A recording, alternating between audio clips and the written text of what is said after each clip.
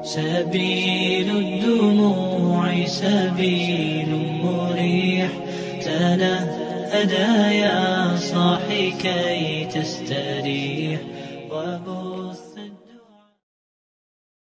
Bismillahirrahmanirrahim. Assalamualaikum warahmatullahi wabarakatuh.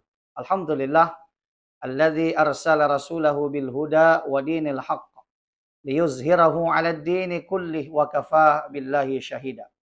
Wassalatu wassalamu ala asyrafil anbiya'i wal mursalin sayyidina wa maulana Muhammadin wa ala alihi wa sahbihi ajma'in, amma ba'd. Qala Allah Ta'ala fi kitabihil karim wa huwa asdaqul qailin. A'udzu billahi as-sami'il alim minasyaitonir rajim. Bismillahirrahmanirrahim. Wa ma Muhammadun illa rasulun qad khalat min qablihi rusul. Afa imma ta'aw qutilan qalabatum ala a'qabikum wa man yanqalib ala aqibaihi falan yadurrallaha syai'a wa sayajzillahu asy-syakirin. Shadaqallahul azim. Wa sadaqa rasuluhul karim wa nahnu ala dzalika minasyahidin wasyakirin walhamdulillahi rabbil alamin. Hadirin dan hadirat yang dirahmati oleh Allah Subhanahu wa taala. Alhamdulillah tidak terasa sekarang kita berada di bulan yang sangat mulia. Bulan yang sangat agung, yaitu adalah bulan Rabiul Awal.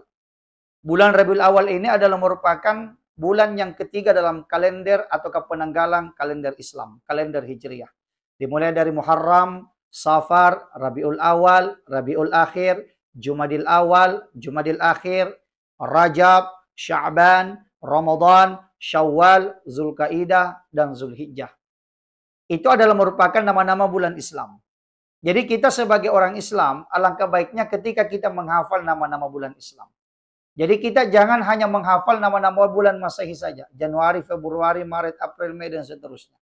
Giliran ditanya nama bulan Islam, katanya tidak tahu. Maka sebagai orang Islam, alangkah baiknya ketika kita menghafal atau mengetahui nama-nama bulan Islam. Dan saat sekarang ini, alhamdulillah kita berada di awal bulan Rabiul Awal. Bulan yang sangat dimuliakan oleh Allah Subhanahu wa taala. Bulan yang sangat agung. Kenapa bulan ini bulan yang sangat agung? Karena ternyata bulan ini adalah merupakan di mana baginda Rasulullah sallallahu alaihi wasallam dilahirkan oleh ibunya yang bernama Siti Aminah. Jadi kelahiran Nabi Shallallahu Alaihi Wasallam adalah sesuatu yang sudah ditunggu-tunggu pada waktu itu, pada waktu zamannya. Seorang manusia yang sudah dipersiapkan oleh Allah Subhanahu Wa Taala, manusia paripurna, yang mana ketika Allah Subhanahu Wa Taala sebelum menciptakan langit dan bumi ini, sebelum menciptakan surga dan neraka, sebelum menciptakan malaikat dan manusia, sebelum menciptakan syaitan dengan jin, maka terlebih dahulu Allah Subhanahu Wa Taala menciptakan Nur Muhammad. Yaitu menciptakan cahayanya Nabi Muhammad sallallahu alaihi wasallam. Langit ini diciptakan oleh Allah terbuat dari nur Muhammad. Bumi ini diciptakan oleh Allah terbuat dari nur Muhammad. Surga diciptakan yaitu dari nur Muhammad. Malaikat diciptakan oleh Allah Subhanahu wa taala terbuat yaitu adalah unsur nur Muhammad dari cahayanya Rasulullah sallallahu alaihi wasallam. Bahkan kita manusia ini pun diciptakan oleh Allah Subhanahu wa taala ada unsur dari nur baginda Rasulullah sallallahu alaihi wasallam.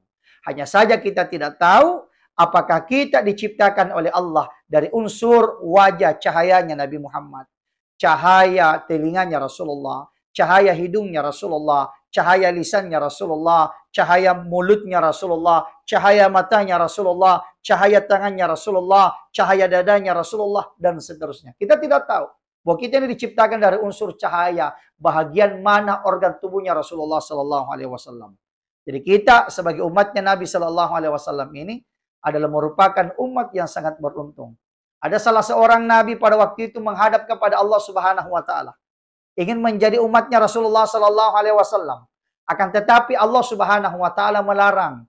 Allah Subhanahu Wa Taala tidak mengizinkan menjadi umatnya Nabi Muhammad Sallallahu Alaihi Wasallam. Karena dia juga adalah seorang nabi. Maka kita yang menjadi umatnya Nabi Muhammad sallallahu alaihi wasallam ini, maka kita termasuk orang-orang yang bersyukur kepada Allah Subhanahu wa taala. Karena Nabi Muhammad itu adalah merupakan manusia pilihan di atas pilihan. Kenapa demikian? Sebab Allah Subhanahu wa taala menciptakan 124.000 manusia pilihan. Dari 124.000 manusia pilihan ini, yang diberi gelar oleh Allah Subhanahu wa taala yaitu adalah sebutan rasul. Dipilih, dipilih, dipilih dan dipilih lagi oleh Allah Subhanahu wa taala siapa yang terbaik. Maka ternyata pilihan Allah Subhanahu wa taala jatuh kepada manusia pilihan sebanyak 313 orang yang diberi gelar oleh Allah Subhanahu wa taala yaitu dengan sebutan nabi.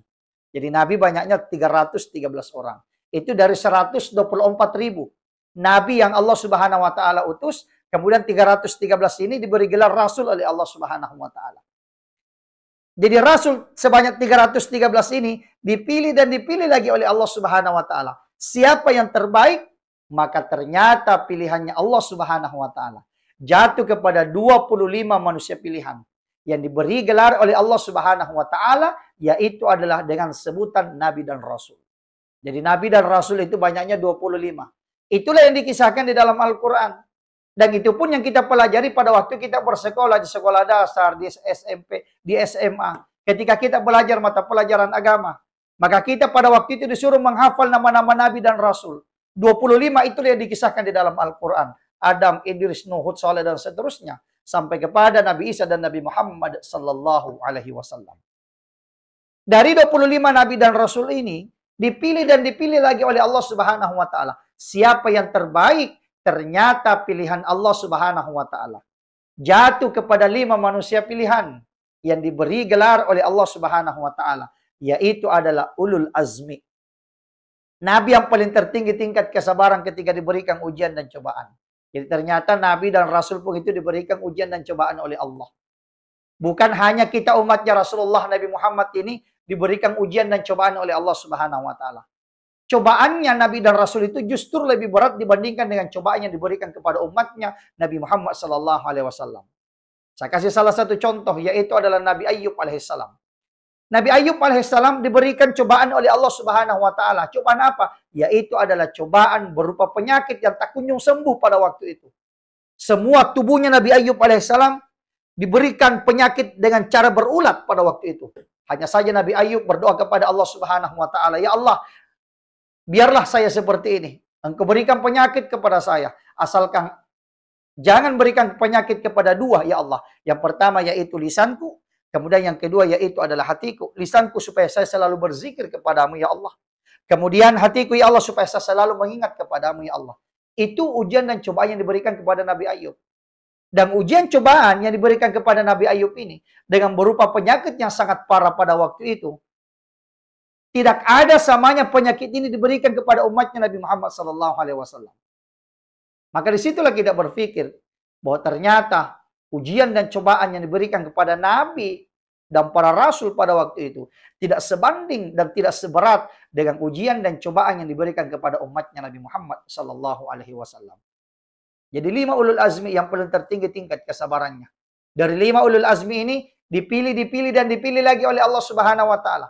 Siapa yang terbaik? Ternyata pilihan Allah Subhanahu wa ta'ala jatuh kepada satu manusia pilihan. Yaitu adalah baginda Rasulullah sallallahu alaihi wasallam. Yang diberi gelar yaitu Imamil Anbiya wal Mursalin. Yaitu para imamnya Rasul ya, dan para imamnya para nabi yang diutus oleh Allah Subhanahu wa ta'ala. Bahkan Nabi juga sallallahu alaihi wasallam ketika diutus oleh Allah Subhanahu wa taala bukan hanya mengajar risalah dari Allah, bahkan juga dia sebagai uswatun hasanah. Dia sebagai panutan bagi kita semua. Dia sebagai suri toladan bagi kita semua. Laqad kana lakum fi Rasulillahi uswatun hasanah. Bahwa sungguh terdapat pada diri kalian yaitu adalah uswatun hasanah, yaitu adalah suri toladan, contoh yang baik yang telah dicontohkan oleh baginda Nabi sallallahu alaihi wasallam. Itulah sebabnya kita berada di dalam bulan kelahirannya Rasulullah. Maka kita banyak-banyak bergembira dengan kelahiran Nabi Sallallahu Alaihi Wasallam. Abu Lahab saja, orang yang sangat membenci Rasulullah Sallallahu Alaihi Wasallam, yang ingin mencelakakan Rasulullah Sallallahu Alaihi Wasallam. Ketika dengan kelahirannya baginda Nabi Sallallahu Alaihi Wasallam, dia sempat bergembira pada waktu itu. Maka setiap hari Senin, karena kelahirannya hari Rasulullah yaitu adalah hari Senin, maka setiap hari Senin Abu Lahab ini dibebaskan siksanya di dalam kubur. Kenapa demikian? Sebab dia sempat bergembira pada waktu itu dengan kelahiran Nabi Sallallahu Alaihi Wasallam. Apalagi kita umatnya Nabi ini, umatnya Rasulullah Sallallahu Alaihi Wasallam. Pantaslah kita bergembira setiap saat dengan kehadiran Rasulullah pada waktu itu, sehingga kita bisa menjadi bahagian daripada umatnya Nabi Muhammad Sallallahu Alaihi Wasallam. Maka salah satu cara untuk mencintai Nabi Shallallahu Alaihi Wasallam yaitu dengan cara membaca salawat. Salatullah salamullah ala Toha Rasulillah. Salatullah salamullah ala Yasin Habibillah. Salatullah salamullah ala Toha Rasulillah. Salatullah salamullah ala Yasin Habibillah. Allahumma salli ala Sayyidina Muhammad. Siapa yang bersalawat kepada Nabi Sallallahu Alaihi Wasallam satu kali, maka Allah membalas salawatnya sebanyak 10 kali. Mudah-mudahan kita termasuk umatnya yang senantiasa membaca salawat kepada Nabi Sallallahu Alaihi Wasallam sebagai bukti rasa kecintaan kita kepada Nabi. Wa man ahabbani kana ma'i fil jannah. Siapa yang mencintaiku, kata Rasulullah, maka dia akan bersamaku di dalam surga kelak nanti. Demikian, insya Allah mudah-mudahan ada manfaatnya bagi kita semua. Dan mudah-mudahan dengan menyaksikan atau menonton video ini, insya Allah kita senantiasa menambah rasa kecintaan kita kepada baginda Rasulullah Sallallahu Alaihi Wasallam. Akhirul kalam, wabillahi taufik wal hidayah. Wassalamualaikum warahmatullahi wabarakatuh. الله ربي والإسلام دين